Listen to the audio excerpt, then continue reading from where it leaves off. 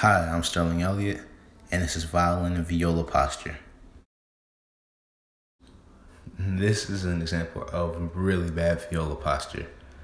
Notice how my back is slouched and my scroll is facing the floor.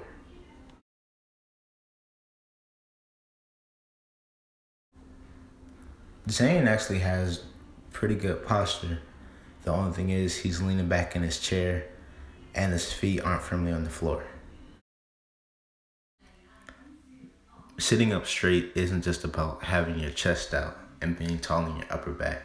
It's about being tall in your lower back. Miss Luke always told me to have quote unquote duck booty. Another thing about Zane's posture is his viola is too far in front of him. Mr. Hugh Partridge always told me to have my viola firmly on my collarbone and off to the side.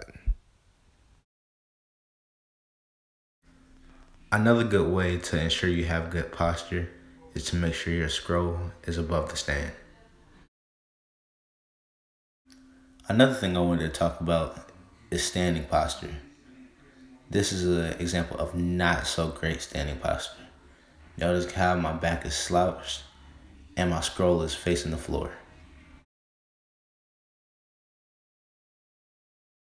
This is an example of good standing posture. Notice how his back is straight, his scroll is facing the audience, and his instrument is off to the side.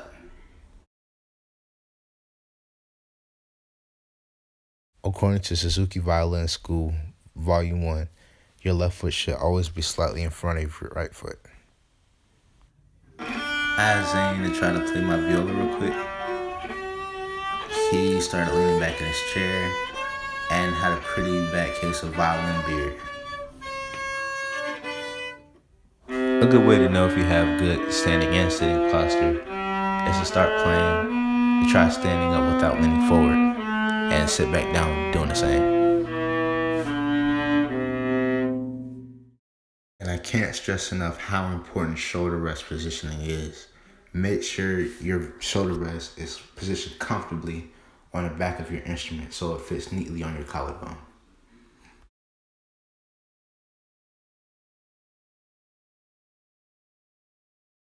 Things to think about when playing the cello is fluidity in the body.